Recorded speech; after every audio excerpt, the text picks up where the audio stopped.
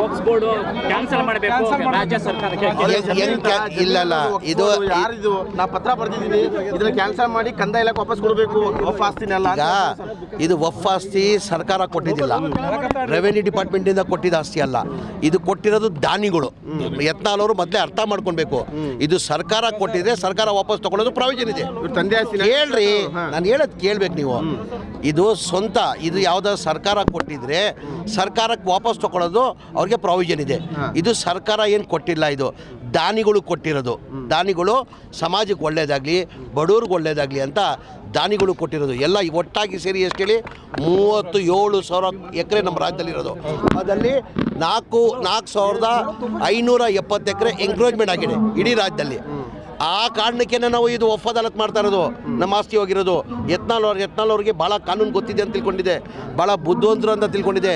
ಈ ವಫ್ ಆ್ಯಕ್ಟ್ ಮಾಡಿದ್ದು ಯಾರು ಹೇಳಿ? 1956 ನೈರು ಇರುವಾಗ ವಫ್ ಆ್ಯಕ್ಟ್ ಆಗಿದೆ. ಇದು ದಾನಿಗಳು ಕೊಟ್ಟಿರೋದು ಆಸ್ತಿ, ಯಾವ ಸರ್ಕಾರ ಕೊಟ್ಟಿದ್ದ ಆಸ್ತಿ ಅಲ್ಲ. ಯತ್ನಾಳ್ ಅವರು ಅರ್ಥ ಮಾಡ್ಕೊಳ್ಬೇಕಾಗ್ತದೆ. ಯಾರು ಪತ್ರ ಬರೆದ್ರು ರೀ? ರದ್ದು ಮಾಡಿ. ಹೆಂಗ್ ರದ್ದು ಮಾಡೋಕ್ಕಾಗ್ತದೆ? ಹೆಂಗೆ ಸಾಧ್ಯ ರದ್ದು ಮಾಡೋಕ್ಕಾಗ್ತದೆ? ಯಾವ ಕಾರಣಕ್ಕೆ ರದ್ದು ಮಾಡ್ತಾರೆ? ಈಗ ಸರ್ಕಾರ ಕೊಟ್ಟಿದ್ರೆ ಜಾಗ ವಾಪಸ್ ಕೇಳೋದ್ರಲ್ಲಿ ನಾನು ಅರ್ಥ ಇದೆ ಅದಲ್ಲಿ. ಇದು ದಾನಿಗಳು ಕೊಟ್ಟಿರೋದು ಯಾರೋ, ಅವರು ರಿಲೇಷನ್ ಇದ್ದೂ ಪಾಪ ಅವ್ರ ಹೆಂಡತಿ ಕಡೆಯವ್ರು ಇರ್ತಾರೆ, ತಂದೆ ಕಡೆಯವ್ರು ಇರ್ತಾರೆ, ಅದೆಲ್ಲ ಇದ್ದೂ ನಮ್ಮ ದಾನ ಮಾಡಿರೋದು, ವಫ್ ಬೋರ್ಡ್ಗೆ ಡೊನೇಟ್ ಮಾಡಿರೋದು. ಏನಕ್ಕಂದರೆ ಸಮಾಜಕ್ಕೆ ಒಳ್ಳೇದಾಗಲಿ ಅಂತ. ಕೊಡುವಾಗ ಏನು ಮಾಡ್ತಾರೆ? ಕಂಡೀಷನ್ ಹಾಕ್ತಾರೆ. ವಫ್ಗೆ ಯಾರಿಗಾನ ಕೊಡಬೇಕಾದ್ರೆ ಅವರು ದಾನಿಗಳು ಯಾರು ಕೊಟ್ಟಿದ್ದಾರೆ ಆ ಕಂಡೀಷನ್ ಹಾಕ್ತಾರೆ. ಯಾವ ಪ್ರಪೋಸ್ಗೆ ನಾವು ಯೂಸ್ ಮಾಡಬೇಕಂತ.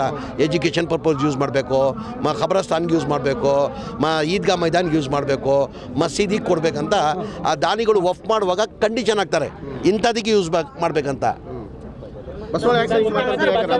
ಅದೇನಾಗಿದೆ ಅವ್ರಿಗೆ? ರಾಜಕೀಯ ಇಲ್ಲ ಅವ್ರಿಗೆ. ಮುಸಲ್ಮಾನ್ ಬಗ್ಗೆ ಮಾತಾಡಿದ್ರೆ ಬೇರೆಯವ್ರು ಖುಷಿ ಆಗ್ತಾರೆ ಅಂತ ಇನ್ನೆಲ್ಲಿ ಮಾಡ್ತಾ ಇರೋದು. ಅವ್ರಿಗೆ ಬರೀ ರಾಜಕೀಯ.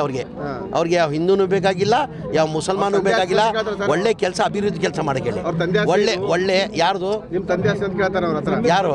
ನಾನು ಅದೇ ಹೇಳ್ದಲ್ಲ ನೆನ್ನೆ ಯತ್ನಾಳ್ ಅವ್ರು ಹೇಳಿದ್ದಕ್ಕೆ ನಾನೇನಂದೆ, ಅವ್ರ ತಂದೆ ಆಸ್ತಿನೂ ಎಲ್ಲ, ನನ್ನ ತಂದೆ ಆಸ್ತಿನೂ ಅಲ್ಲ. ಇದು ಜನ ದಾನಿಗಳು ದಾನ ಮಾಡಿರೋದು ಆಸ್ತಿಗಳಿದು. ಅರ್ಥ ಆಯ್ತಾ? ನಾವೇನಕ್ಕೆ ಪಾಕಿಸ್ತಾನ ಸ್ವಾತಂತ್ರ್ಯ ನಾವು ತಂದಿರೋದು. BJPಯಲ್ಲಿ ಏನು ಸ್ವಾತಂತ್ರ್ಯ ತರಕ್ಕೆ BJPಯವ್ರು ಏನು ಮಾಡಿದಾರೆ ಇತಿಹಾಸ ಇದೆ. ಅದು ಸ್ವಾತಂತ್ರ್ಯ ತರಕ್ಕೆ ಯಾರ ಜೊತೆ BJP ಅವರು ಇದ್ದರು, RSS ಅವರು ಯಾರ ಜೊತೆ ಇದ್ದರು ಇತಿಹಾಸ ಇದೆ. ಅದು ಏನು ಹೇಳಿ? ಈ ದೇಶ ನಮ್ಮದು ರೀ, ನಮ್ಮ ದೇಶ ಇದು.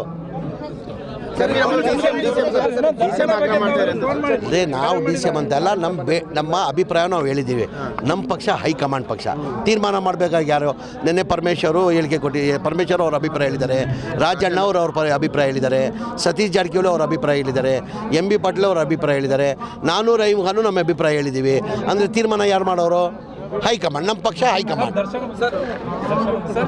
ದರ್ಶನ್ ಆಯಿತು, ಶಿಕ್ಷೆ ಅವರು ಜೈಲಲ್ಲಿದ್ದಾರೆ ಈಗ.